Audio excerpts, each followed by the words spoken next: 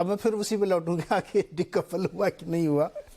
Consumption की theory India की, राहुल आप बहुत ट्रैक करते हैं FMCG, Tata consumer, Nestle, HUL, Bajaj finance, Bajaj auto, किसी के रिजल्ट में कोई कमी दिखी आपको? धुआंधार रिजल्ट, वॉल्यूम ग्रोथ भी है, मार्जिन ग्रोथ भी है, क्लाइंटेल बढ़ा है, कितने नए कस्टमर बजाज फाइनेंस ने जोड़े, टिकट साइज बढ़ा लिया है, तो रोबस्ट इकोनॉमी का संकेत है पूरा पूरा। इवन आप ये देखिए, जो लोग कह रहे हैं कि टाटा संपन्न या नेस्ले के प्रोडक्ट थोड़ा प्रीमियम कैटेगरी में आते हैं, तो आप मास वाले भी देख लीजिए ना, उसमें कौन सी बड़ी गिरावट आ गई। इवन HUL के तो कह भी रहे हैं कि रूरल भी बॉटम आउट हो गया है। एग्री हैं आप इससे? काफ़ी हद तक आई थिंक IT और ITC में सिर्फ एक C का फ़र्क है और ओपिनियन इतना चेंज हो जाता है। लेकिन आपने सही कहा, आई थिंक अगर देखिए लॉट ऑफ ये चर्चा काफ़ी हद तक हो रही है कि हो सकता है कि मॉनसून डेफिशिएंट हो इस साल, लेकिन आपके व्यूअर्स को ये भी मान के चलना चाहिए कि जो हमारे इंडिया के रेजर्वोयर लेवल्स हैं वो 21% over 10 year long term average है। सिर्फ उत्तर प्रदेश के जो हैं वो 10% बिलो लॉन्ग टर्म एवरेज है, पर वहाँ से भी वाटर ट्रांसपोर्ट हो सकता है, ऐसा नहीं है कि नहीं हो सकता। तो ना पैन इंडिया बेसिस अगर गॉड फॉरबिड अगर मॉनसून ठीक ठाक नहीं आया, यू आर स्टिल ओके। इस पे अगर आपका रूरल रिवाइव कर जाता है, रूरल क्यों इंपॉर्टेंट है नीरज जी? जो हम इस स्टूडियो में बैठे हैं या जो आपके गेस्ट हैं, जब हम डीमार्ट या बिग बाजार कहीं जाते हैं, समझिए हम साबुन या शैम्पू या टूथपेस्ट हम एक बास्केट लेते हैं, राइट? वो जो रूरल में जो खरीद रहा है ना, वो उतना ही खरीदता है जितना उसको उसकी ज़रूरत है।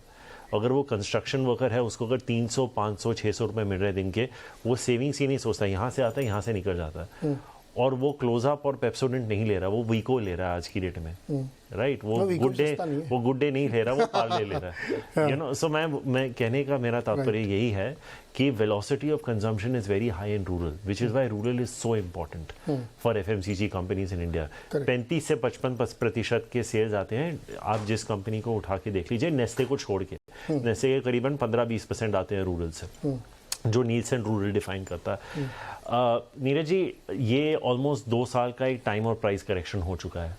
2022 का सबसे बड़ा ट्रेड था IT and banks, right?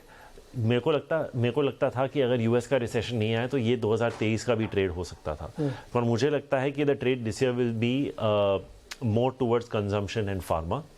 So if I was building, देखिए नीरज जी, 80% जो मार्केट का स्तंभ है वो 40% बैंक्स हैं, रिलायंस है, IT है और कंज्यूमर है। आपके मार्केट को यही 4 पिलर्स हिला सकते हैं। बाकी के 20 आप जितना भी ऑटो, सीमेंट, फार्मा कर लें, they don't have the potential to move the market, right? और बारिंग SBI एंड ITC, बाकी के सबके आंकड़े आ चुके हैं।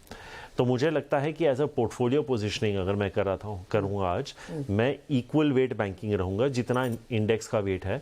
IT से मैं करीबन 200 बेसिस पॉइंट अंडर वेट रहूँगा, और कंज्यूमर में मैं अबाउट 150 बेसिस पॉइंट ओवरवेट रहूंगा, और फार्मा में 50 basis point overweight. This is how I would approach it. Reliance को आप मार्केट वेट रख सकते हैं। That if you have this positioning, according to me, you will comfortably beat FD returns for this year, in not just by a small margin. I think आपका 10-12% का, आपका 300-400 basis point का outperformance हो सकता है।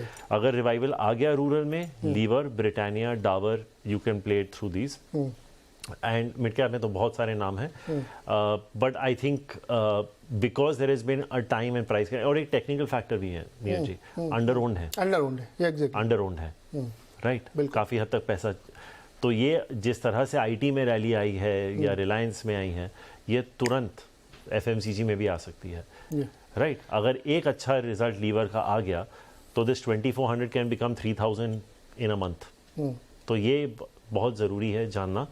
I would be overweight this sector bye at least 100 to 150 basis points today, और मैं IT से थोड़ा वेट वहाँ पे शिफ्ट करूँगा। परफेक्ट। एक चीज़ मैं ऐड करूँ, बहुत सारे लोग स्काईमेट या IMD या और हर एक्सपर्ट कह रहे हैं कि प्रोबेबिलिटी है कि 60% हो सकता है ड्रॉट लाइक सिचुएशन हो एल नीनो की वजह से।